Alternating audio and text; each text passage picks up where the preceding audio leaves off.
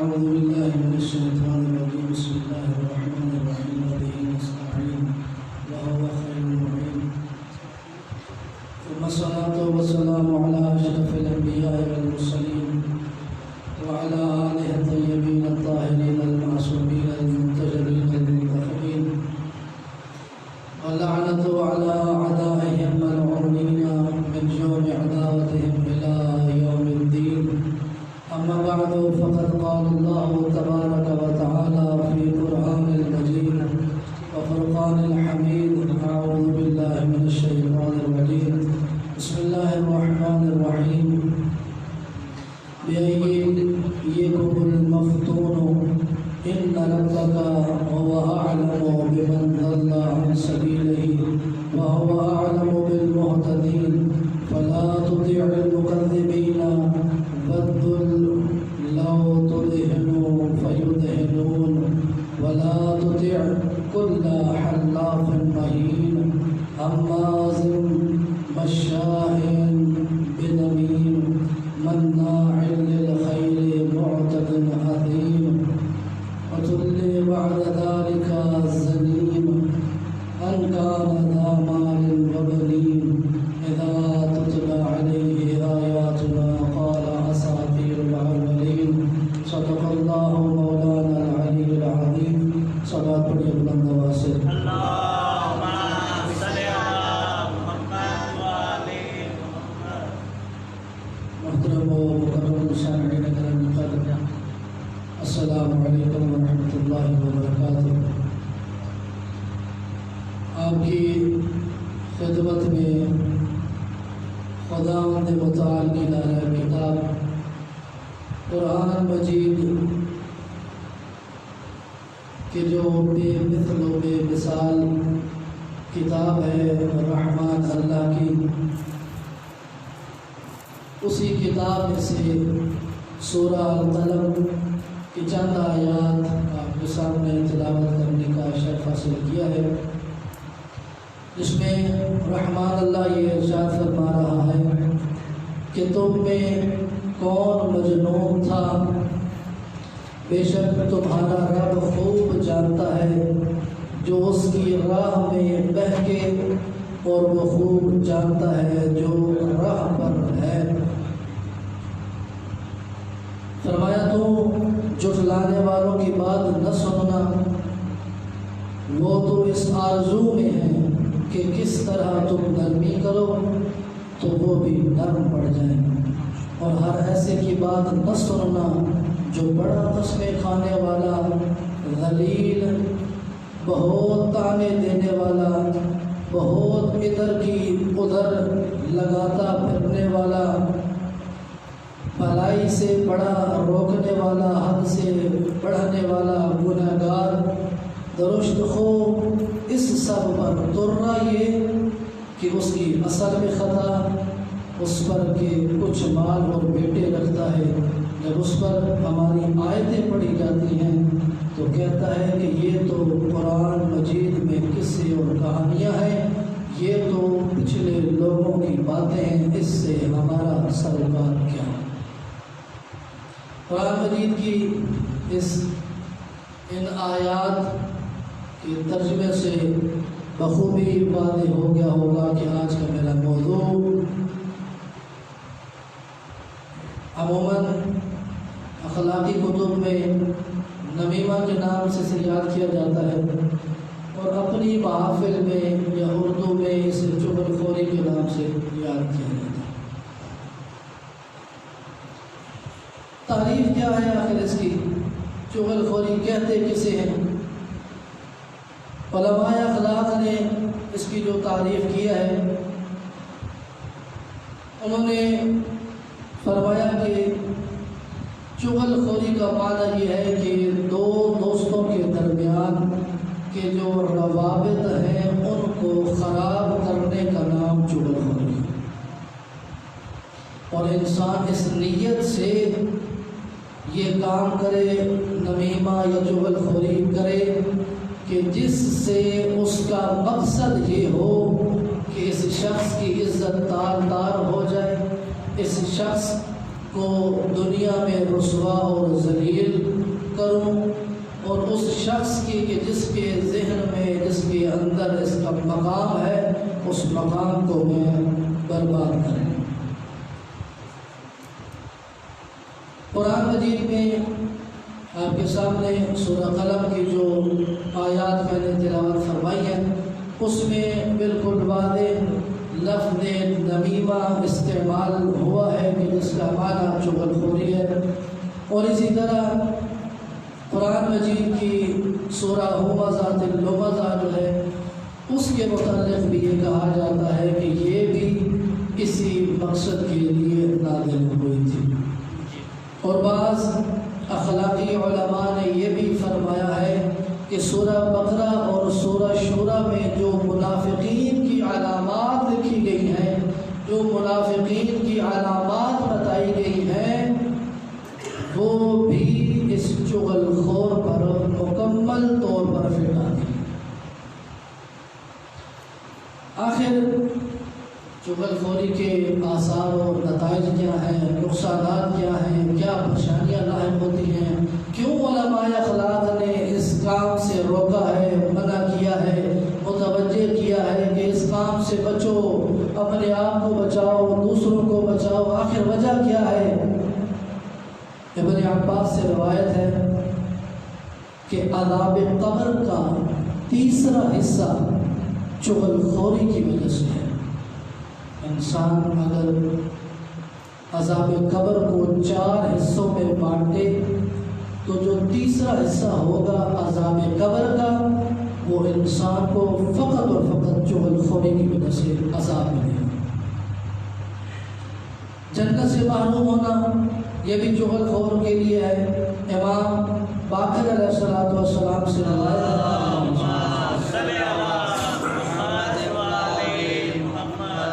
فرمایا چغل خور کا نام ایسے اشخاص میں ذکر ہوا ہے جو جنت میں داخل ہونے سے محروم ہو جائیں، ان کو جنت میں داخل ہونے کی اجازت نہیں ملے گی کہ جو لوگ چغل خوری کرتے رہے ہوں ساری زندگی۔ اسی طرح بڑا پیارا واقعہ ہے کہ دعا کا مستجاب نہ ہونا، دعا کا مستجاب نہ ہونا اس چغل خوری کی وجہ سے۔ واقعہ کچھ یوں ہے کہ جناب نبی موسیٰ علیہ السلام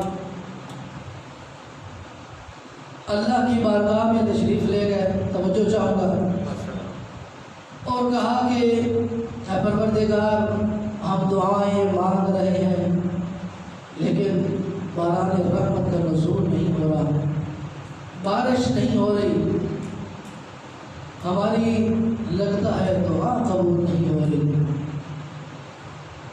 کیا ہو گیا ہے؟ ہم سے کوئی خطا ہو گئی ہے، ہم کوئی گناہ کر بیٹھے ہیں کہ جس کی وجہ سے ہماری یہ دعا قبول نہیں ہو رہی۔ ذرا سوچیں، نبی اللہ کی بارگاہ میں کہہ رہا ہے، کوئی عام بندہ نہیں، نبی کہہ رہا ہے کہ ہم دعائیں مانگ رہے ہیں اور ہماری دعائیں قبول نہیں ہو رہی، آخر وجہ کیا ہے؟ اللہ رب العزت نے کہا کہ اے موسیٰ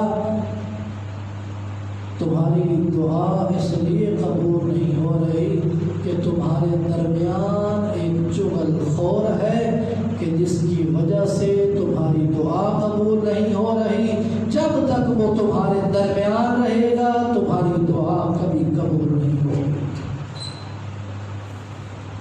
جناب موسیٰ نے کہا کہ اے پروردگار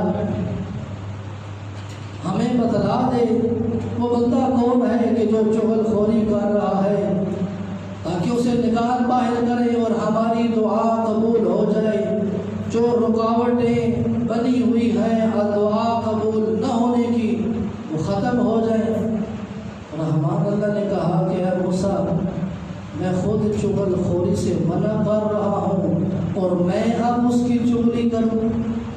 یہ کیسے ممکن ہے کہ میں اس کی چغلی کروں اور تجھے بتاؤں کہ فلاں بندہ ہے وہ چغل خور ہے جس کی وجہ سے تمہاری دعائیں قبول نہیں ہو رہی، اور میں منع کرنے کے بعد خود اس کی چغلی کروں؟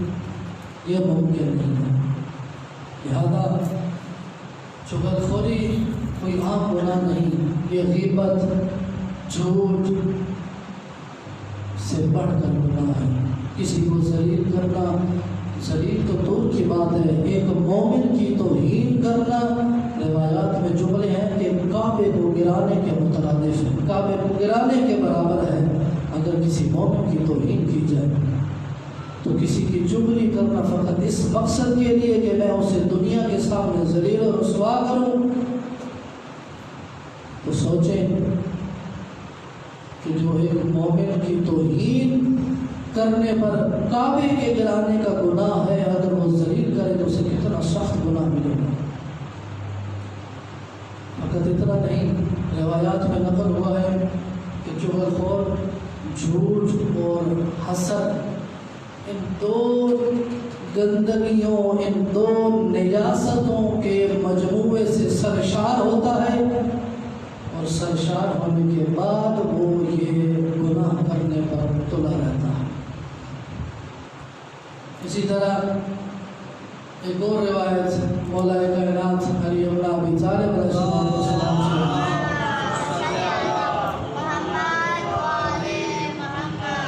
فرمایا کہ چغلخوری سے پرہیز کرو، کیونکہ یہ کینہ زیادہ کرتی ہے اور خدا اور لوگوں کے درمیان فاصلہ ڈالتی ہے، انسان کو اللہ سے جدا کرتی ہے۔ اے بندہ خدا، کیا ہمیں یہ خیال نہیں کرنا چاہیے، اس چیز کا خیال کیا نہیں کرنا چاہیے کہ ہمیں لوگوں کو اللہ کے قریب کرنا ہے، اور ہم ان چھوٹی موٹی باتوں کی وجہ سے، اپنے حسد اور اپنے کینے کی وجہ سے، اپنے بغض اور نفاق کی وجہ سے ہم لوگوں کو خدا سے دور کرتے جائیں۔ کیا یہ کسی مومن کو زیب دیتا ہے کہ وہ ایسی حرکتیں کرے؟ اسی طرح ہم غیبت اور جھوٹ، چونکہ اس سے بڑھ کر گناہ ہے، تو تھوڑا سا آپ کو متوجہ کرنا چاہوں گا غیبت کی طرف کہ غیبت کیا ہے، اس کے آثار کیا ہے، روایات و آیات میں اس کے متعلق کیا ذکر ہوا ہے۔ قرآن مجید میں فرمایا بسم اللہ الرحمن الرحیم لا يحب اللہ الجہر بالسوء من القول الا من ظلم، خدا علی الاعلان برا کہنے کو بالکل پسند نہیں کرتا۔ غیبت خدا کا ناپسندیدہ فعل ہے، خدا جسے بالکل پسند نہیں کرتا اسے غیبت کہا گیا ہے۔ اب غیبت کرنے والا شخص ہے کیا؟ امام کی زبانی سنے فرمایا کہ غیبت کرنے والا شخص کمزور اور ناتما ہوتا ہے، جس میں اتنی جرت نہیں ہوتی کہ وہ کسی کے منہ پر جا کر بات کرے، وہ کمزور اور ٹڈی دل ہوتا ہے کہ جو اس کی کمر کے پیچھے باتیں کرتا ہے، اس کے سامنے آ کر بات نہیں کر پاتا۔ اب غیبت کے معنی کیا ہے؟ غیبت کہتے کسے ہیں؟ رسالۃ امام نے فرمایا کہ اپنے بھائی کی بات کو ذکر کرنا جو اس سے ناپسند ہو، یہی غیبت ہے۔ پھر فرمایا کہ میں نے رسالۃ امام سے سوال کیا، اگر اس شخص میں جس کی غیبت کر رہا ہوں اس میں کوئی صفت ہو تو کیا یہ بھی غیبت ہے؟ آپ نے فرمایا اگر یہ صفت اس کے اندر ہو تو اسے ہی تو غیبت کہتے ہیں، اور اگر اس میں وہ صفت نہ ہو تو یہ تہمت اور بہتان ہے کہ جو غیبت سے بھی بڑا جرم اور گناہ ہے۔ اگر اس کے اندر صفت پائی جا رہی ہے تو اسی کا نام ہی تو غیبت ہے کہ اس کے سامنے جا کر نہ کہا جائے بلکہ اس کی قبر کے پیچھے، پیٹھ کے پیچھے یہ باتیں کی جائیں، اسی کو تو غیبت کہتے ہیں۔ لیکن اگر اس کے اندر یہ صفات نہ پائی جائیں تو یہ الزام اور بہتان تراشی ہوگی کہ اس سے بڑا گناہ ہے۔ اب یہ نہ سمجھا جائے کہ میں اگر غیبت کر رہا ہوں تو میرا سننے والا پاک ہے، اس کو اس کا کوئی گناہ نہیں ملے گا، نہیں، بلکہ دونوں برابر کے شریک ہیں۔ غیبت کرنے والا بھی مجرم ہے اور غیبت سننے والا بھی مجرم ہے۔ دونوں برابر کے شریک ہیں اس گناہ میں۔ اب یہ ہے کہ اگر انسان غیبت کر بیٹھے تو اب اس کا حل کیا ہے، کیا کیا جائے کہ اب اس سے بچا جائے، یعنی غیبت کا کفارہ کیا ہے؟ رسالت امام نے فرمایا کہ غیبت کا کفارہ یہ ہے کہ جس کی تو نے غیبت کی ہے اس کے لیے استغفار کر کہ اللہ تبارک و تعالی اس کے تمام تر گناہ معاف کر دے۔ جب اللہ اسے معاف کر دے گا تو اس کے صدقے میں تیرے گناہ بھی معاف ہو جائے گا۔ اب غیبت کی آثار کیا ہے؟ امام نے فرمایا کسی کی غیبت نہ کرو کہ تمہاری غیبت ہو اور تم اپنے بھائی کے لیے گڑھا کھودو جبکہ تم خود اس میں گر جاؤ۔ ہمارے یہاں یہ محاورہ مشہور ہے کہ کسی کے لیے گڑھا کھودو، خود اس گڑھے میں گر جاتا ہے انسان، وہ تو بچ جاتا ہے اللہ کی مہربانی سے، لیکن گرتا وہ ہے کہ جو کسی کے لیے گڑھا کھودتا ہے۔ اسی طرح غیبت کرنے والے شخص کی عبادات قبول نہیں ہوتی۔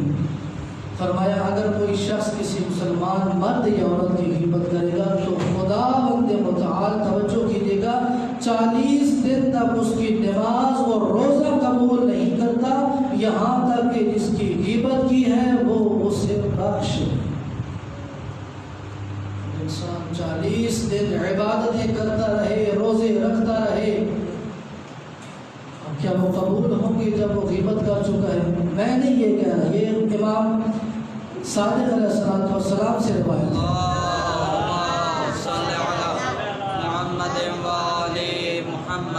جس کا نام بھی صادق ہے اس کا قول بھی صادق ہوا کرتا ہے۔ ہمیں اس چیز پر اعتماد ہے، اعتقاد ہے کہ ہمارے ائمہ صادق بھی ہے، امین بھی ہے، وہ جو کہتے ہیں سچ کہتے ہیں، سچ کے سوا کچھ نہیں کہتے۔ لہذا اگر انہوں نے یہ فرمایا ہے تو یہ بھول جائیں کہ 40 دن اس کی نماز، اس کا روزہ قبول کرے گا خدا اپنے مطابق۔ لہذا ایسے کام انسان کیوں کرے کہ پھر محنت بھی انسان کرتا رہے، پھر انسان نمازیں بھی پڑھتا رہے، پھر انسان روزے بھی رکھتا رہے، حج و زکوٰۃ بھی کرتا رہے، لیکن یہ سارے اعمال اس کے منہ پر دیے مارے جائیں، فائدہ کیا ہے اس کا؟ پھر فرمایا رسالت امام سے روایت ہے کہ روز قیامت ہر انسان کا نامہ یا اعمال اس کے سامنے کھولا جائے گا۔ یہ بڑی توجہ طلب بات ہے کہ سارے مومنین، سارے انسانوں، سارے مسلمانوں کے سامنے ان کے نامہ اعمال کو کھلی کتاب کی طرح سامنے رکھ دیا جائے گا۔ عبادت گزار کہیں گے کہ ہم نے تو اتنی نیکیاں کی تھی، ہم نے اتنے روزے رکھے تھے، حج و زکوٰۃ و زیارات کی تھی، ہماری تو اس ورقے میں ایک بھی عبادت اور نیکی درج نہیں ہے۔ تو جواب کیا ملے گا؟ کہا جائے گا کہ او بندہ خدا، تو نے دنیا میں رہ کر جو غیبتیں کی ہیں نا، تیری ان غیبتوں کی وجہ سے تیرے تمام نیکیاں، تیرے تمام نیک اعمال اس ورقے سے، اس صفحے سے مٹا دیے گئے ہیں، اب تو یہ سیاہ کاغذ لے کر جہنم میں داخل ہو جائے۔ کیا فائدہ ہوگا اس کا کہ انسان ساری زندگی محنت کرے، اللہ کی بارگاہ میں عبادت سر پر سجود ہوتا رہے، خمس و زکوٰۃ و عطیات و صدقات و خیرات سب دیتا رہے، لیکن جب آخرت میں پہنچے تو اس کی ساری محنت پر پانی پھر جائے۔ یہ کوئی اس کے نامہ اعمال میں کسی اور کی وجہ سے یہ پانی نہیں پھیلا، کسی اور کی وجہ سے اس کے گناہ بڑھ گئے ہوں، نیکیاں کم ہو گئی ہوں، یا نیکیاں اس کی اس شخص کو دے دی گئی ہوں جس کی اس نے غیبت کی ہے، یہ اس نے اپنے ہاتھوں یہ کیا ہے، کسی اور نے سے مجبور نہیں کیا۔ لہذا ان فضولیات میں پڑھنے سے بہتر ہے کہ ایسے ایسے کام کریں جس سے اللہ رب العزت ہمارے لیے جنت میں محلات تعمیر کرے، ہمارے لیے جنت میں وہ درخت لگائے کہ جس کے سائے میں رہ کر ہم زندگی بسر کریں، کہ جس کے پھل کھا کر ہم جنت کے نعمات سے استفادہ کر سکیں۔ یہ نہ ہو کہ وہاں بھی جائیں تو ہمارے لیے وہی چٹکل میدان ہو، نہ کوئی نعمت ہو، نہ ہمارے لیے کوئی آسائش ہو۔ ہم اپنے ہی ہاتھوں ایک چنگاری بھیج کر جنت کی تمام نعمات کو اپنے ہاتھوں جلا کر راکھ کر دیں۔ ان فضولیات سے بچیں، اپنی جہاں محنت کرتے ہیں ان چغل خوریوں میں، ان غیبتوں میں، ان جھوٹ میں، ان الزام تراشیوں میں کہ جس سے لڑائی جھگڑے ہوتے ہیں، لوگوں میں فساد پیدا ہوتا ہے، لوگوں میں نفرتیں پیدا ہوتی ہیں، لوگ اللہ کے قرب سے دور ہوتے ہیں۔ ان کاموں کی بجائے آئیں، یہ مدارس آپ کے لیے کھلے ہیں، اپنے بچوں کو بھیجیں۔ میں حیران ہوں کہ یہاں مدرسہ کھلا ہے، نہ تو کوئی نماز پڑھنے کے لیے باجماعت تشریف لا رہا ہے۔ الحمدللہ اب تو درس بھی شروع ہو چکا ہے، توضیح المسائل کا ہم نے درس شروع کیا ہے، فقط اس وجہ سے کہ ہمارے جوان حلال و حرام سے دور ہیں، انہیں پتہ بھی نہیں ہے۔ ہمارے جوانوں کو یہ بھی نہیں پتہ کہ نجس چیز کو پاک کیسے کرنا ہے۔ اگر کوئی چیز نجس ہو جائے تو قلیل پانی سے کس طرح پاک کرنا ہے، جاری پانی سے کس طرح پاک کرنا ہے، قر پانی سے کس طرح پاک کرنا ہے، ہمارے علم میں یہ نہیں ہے۔ یہ بڑا عالمیہ ہے، بڑا افسوس کا مقام ہے کہ پتہ نہیں ہمارے گھروں میں ہماری بیٹھی ہوئی مائیں بہنیں ہمیں پاک کپڑے بھی پہنا رہی ہیں کہ نہیں، ہمیں پاک لقمہ بھی کھلا رہی ہیں کہ نہیں، ہمیں اس بات کا علم نہیں ہے، چونکہ ہم نے یہ محنت کی ہی نہیں کہ اپنے بچوں کو مدرسہ میں بھیجیں، نماز پڑھنے کے لیے ساتھ کچھ شرعی احکام سیکھ لیں، تاکہ ہمارے گھر میں یہ معلوم ہو جائے کہ یہ نجس چیز ہے، یہ پاک ہے، اس نجس کو پانی سے پاک کرنا ہے تو کس پانی سے کس طرح کرنا ہے، تاکہ وہ ہمیں اگر کوئی لقمہ کھلائیں، وہ جو آٹا گوندھ کے گیلے ہاتھوں سے ہمیں وہ جو لقمہ کھلائیں گے روٹی بنا کر، وہ کم از کم یہ تو یقین ہونا چاہیے کہ وہ جو لقمہ میرے اندر جا رہا ہے وہ نجس نہیں ہے، پاک ہے۔ کیوں؟ کیونکہ میری ماں بہن ان مسائل سے آگاہی رکھتی ہے۔ ہمارے جوان جب یہاں پر آئیں گے، مسائل سیکھ کے جائیں گے۔ جب ایک انسان کے پاس علم ہو نا تو وہ اندر ٹھہرتا نہیں ہے، وہ اچھلتا رہتا ہے، کودتا رہتا ہے کہ میں کسی نہ کسی کو بتاؤں، متوجہ کروں کہ بھیا یہ کام غلط ہے، یہ چیز نجس ہے، میرے استعمال کی نہیں ہے، اس کو پاک کرنا ہے تو اس طریقے سے کرنا ہے۔ جب وہ گھر جا کر بتائے گا تو میری ماں بہن اس چیز پر، اس بات پر عمل کرے گی، تو اب گھر تمام نجاسات سے جب پاک ہو جائے گا، اس وقت ہمارے درمیان کی لڑائی جھگڑے، یہ نفرتیں، یہ منافقتیں، یہ غیبتیں، یہ چغلیاں، یہ جھوٹ، یہ الزام تراشیاں سب ختم ہو جائیں گی، کیونکہ ہمارا دل پاک غذا کھا رہا ہوگا، حلال غذا کھا رہا ہوگا، حرام سے بچ رہے ہوں گے، نجاست سے بچ رہے ہوں گے۔ خدا را گزارش ہے، کئی دفعہ عرض کر چکا ہوں، جوانوں کو کہیں، اپنے بیٹوں کو کہیں، آپ کی اولادیں ہیں، آپ کی باتیں نہیں مانیں گی تو اس کی مانیں گی۔ آپ کی بات نہ ماننا، اس کی بھی ایک وجہ یہ ہے کہ پتہ نہیں انتہائی معذرت کے ساتھ ان کے اندر پاک لقمہ بھی جا رہا ہے کہ نہیں۔ جب نجس لقمہ ان کے اندر جائے گا تو وہ کہاں آپ کی فرما برداری کریں گے، کہاں آپ کی بات مانیں گے۔ وہ تب ہی مانیں گے کہ جب بچیوں کو یہ پتہ ہوگا کہ تعلیمات آل محمد کیا ہے، کس طریقے سے میں نے اس نجس چیز کو پاک کر کے، اس نجس کپڑے کو پاک کر کے اپنے شوہر، اپنے بیٹے، اپنے والد کو پہنانا ہے۔ یہ کپڑا جب وہ پاک کپڑا پہن کے مسجد میں آئے گا، اس عورت کو بھی پتہ ہوگا کہ پاک کرنے کا طریقہ کیا ہے، اس مرد کو بھی یقین ہوگا کہ میں نے جو کپڑا پہنا ہوا ہے وہ کم از کم پاک ہے۔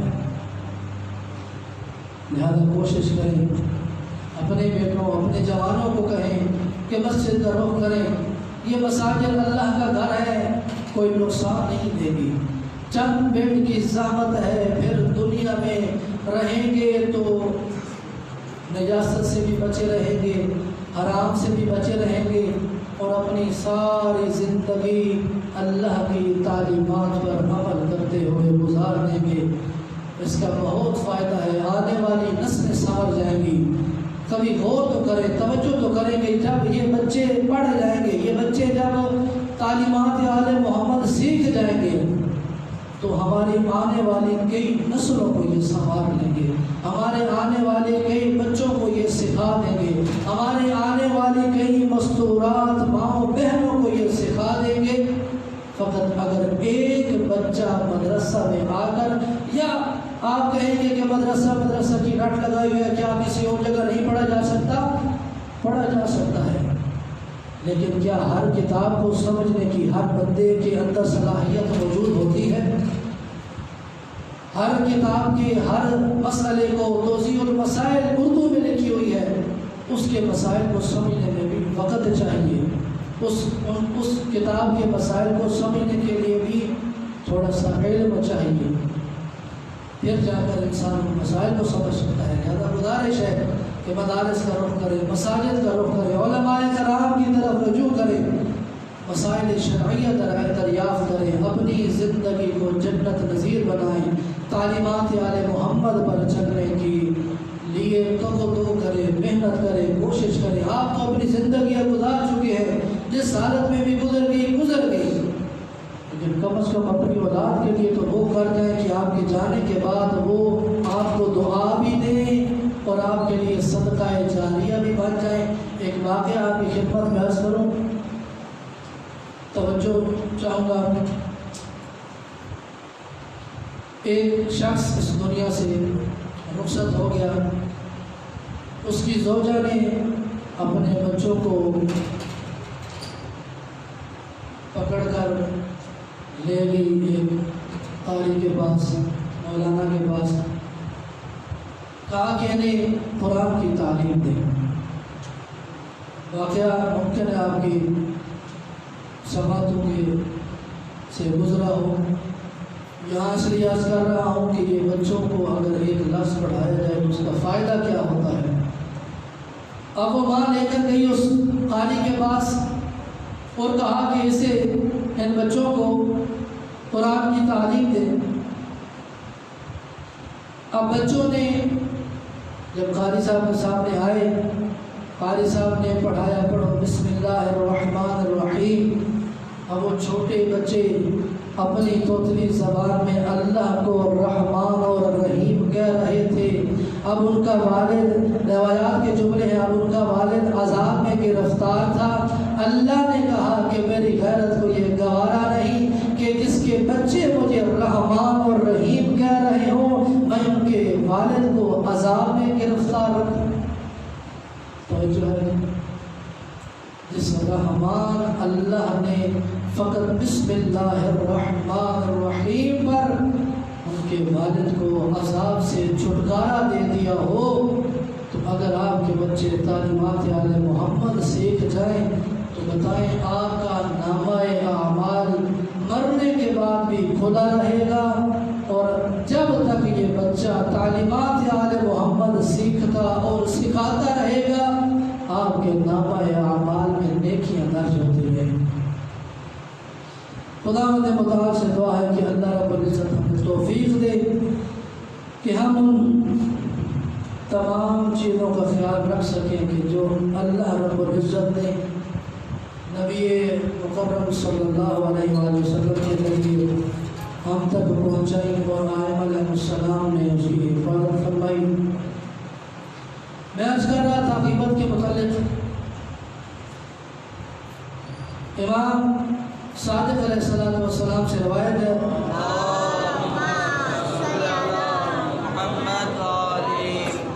فرمایا کہ اگر کوئی شخص اپنی باتوں سے کسی مومن کو نقصان پہنچائے یا اسے ذلیل و خوار کرنے کا ارادہ کرے اور یا اس کی شخصیت کو لوگوں کی نظروں سے گرا دے تو خدا خود اس کو لوگوں کی نظروں میں ذلیل و رسوا کر کے اسے اپنی حکومت سے نکال کر شیطان کے اختیار میں دے دیتا ہے۔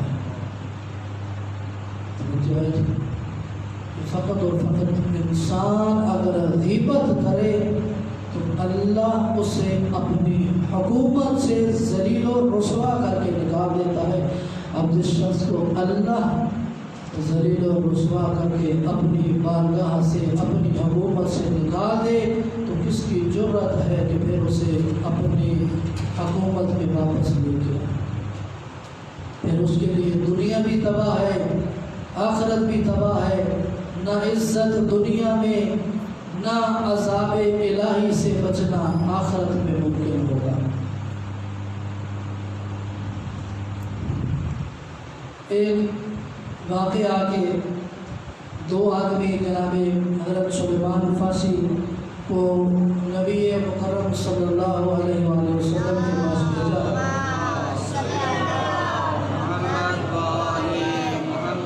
کہ ان کے لیے کھانا نہیں ہے۔ رسالت امام نے کہا کہ اسامہ کے پاس جاؤ، وہ آپ کو کھانا مہیا کریں گے۔ اسامہ نے کہا کہ حضرت سلیمان نے بتایا کہ کھانا موجود نہیں ہے۔ اب انہوں نے کیا کیا؟